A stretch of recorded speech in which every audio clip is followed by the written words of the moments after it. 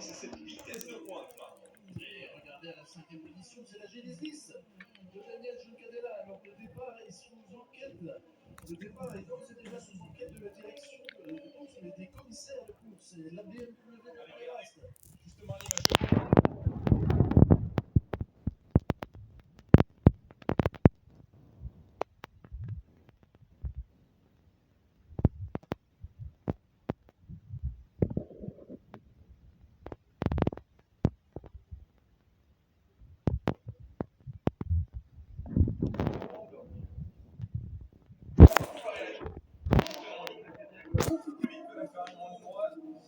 Regardez ici, un travail d'équipe, la 51 essaie de bloquer la 38 dans le Mander, est-ce qu'il peut faire le bon coup?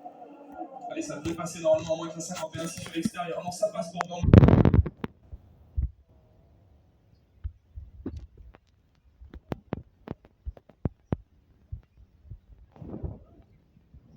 Ils prennent des risques tous, mais là,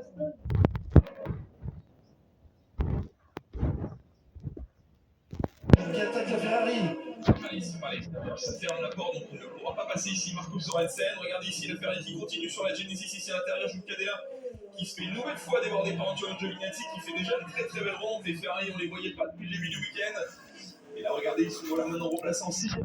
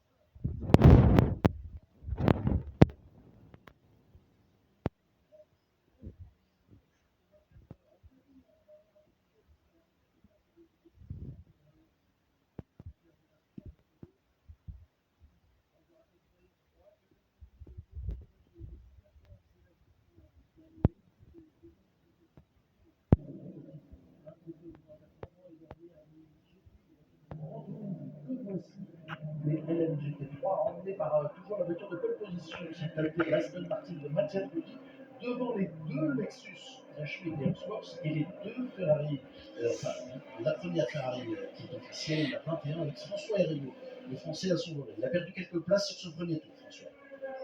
Alors que Ron Eras, il a conservé, donc c'est lui qui aura bouclé le pilote allemand. Donc on a donc le leader du championnat du monde qui a couvert ce premier tour de cette édition des 24 heures du Mans en tête, qui emmène derrière lui toujours la Cadillac numéro 12 de Will Stevens.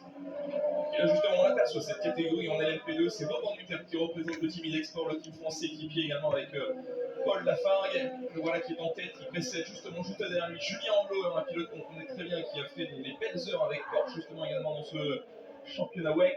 Il en emmène un magnifique plateau ici, regardez, on peut être rassuré pour tous les supporters, les fans du team forestier Panis Racing. Elle est bien là cette voiture de Esteban Masson, ça sera intéressant de savoir ce qui s'est passé justement du côté de cette voiture, cette équipe à dans le Forest, parce qu'il était premier à l'issue du premier secteur et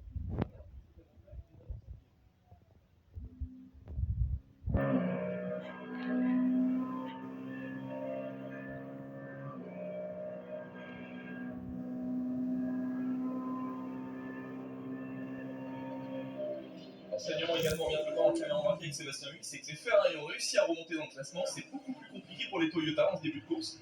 Elles ferment toujours entre guillemets un petit peu la marge de cette catégorie parce qu'il n'y a pas de changement. Les deux Peugeot sont donc malheureusement 17e et 18e et ferment la catégorie hypercar. Il y a toujours le vainqueur d'étape, Philippe Hanson, avec la Ferrari numéro 80 pour F Corset, et donc les deux Toyota qui sont vraiment en queue de peloton pour le moment.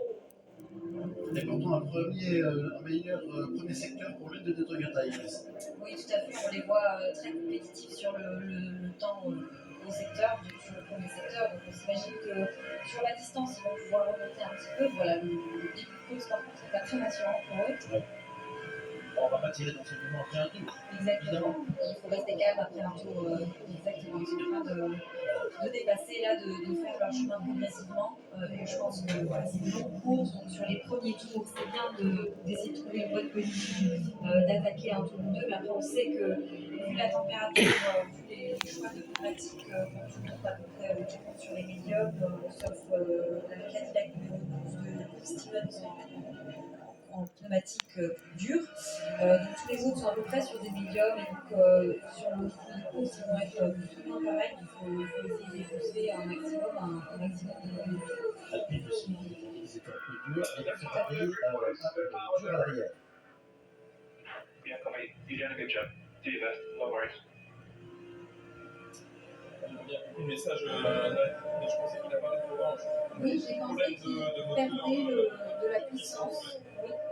Parce qu'on a jamais reçu les autres, la course est longue, il y aura peut-être un ajustement fait à l'issue de vite, sauf alors que là on a terminé pour le deuxième tour ici de René Rast à l'image, un écart qui est stabilisé, hein, toujours 1 seconde 1 d'avance pour le pilote allemand de la BMW, et derrière lui on a donc un Will Stevens qui emmène maintenant un Kevin Magnussen qui a donc récupéré l'avantage sur Ferdi Tour, et derrière lui donc un Philippe Albuquerque également dans le top 5 et un Bamber qui est déjà remonté 6ème.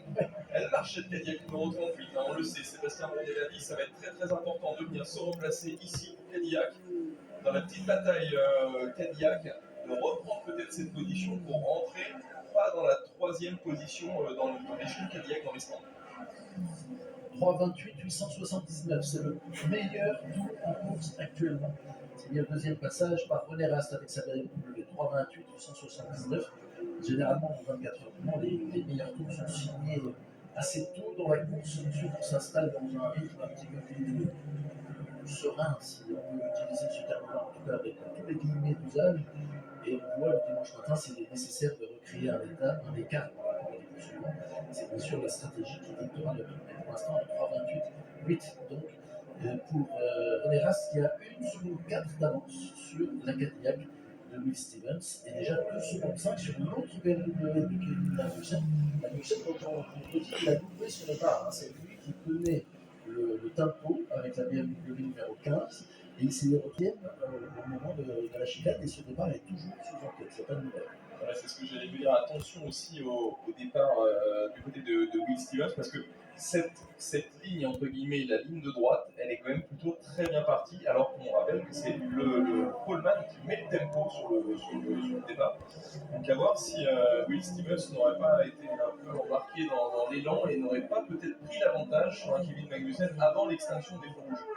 Le poleman va toujours avoir cet avantage jusqu'au moment de l'extinction des feux rouges. Après, si vous avez dégainé un petit peu mieux au même moment, ça c'est pas un problème. Par contre, si vous avez anticipé étant deuxième et en première ligne, ça peut poser problème. Parce que je rappelle actuellement, c'est bien le deuxième sur la ligne de départ et le quatrième qui sont donc maintenant respectivement premier et deuxième.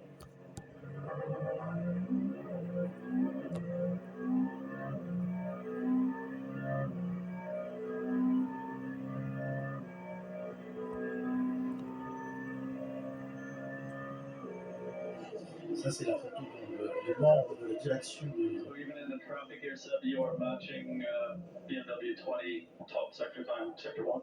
Good job. Ok. Bon boulot, dit-on à Sébastien Bumy dans le trafic. Tu as aidé sur le rythme de la BMW 20, c'est-à-dire le leader dans le secteur 1 du circuit. C'est un bon travail en continu. La photo dans le droit de Hyundai rêvé, c'était là d'avoir la Genesis devant le Toyota. Il y a eu pour quelques instants le match à distance des monstres asiatiques, des géants constructeurs automobiles asiatiques. C'est pour ça que Hyundai a engagé Genesis dans ce championnat du monde d'endurance week. C'est pour se faire connaître, c'est pour faire un nom à la marque. C'est une opération de marketing évidemment, la marque qui s'implante de plus en plus en Europe. Les ventes commencent en France. Ils ont d'ailleurs présenté hier un prototype de GT3 où l'endurance vraiment c'est un vecteur sur lequel Genesis et Hyundai veulent travailler pour s'engager peut-être un jour dans cette catégorie LM GT3 aussi 24 heures du Mans. Oui, ils auraient raison. Hein. Aujourd'hui, l'ambiance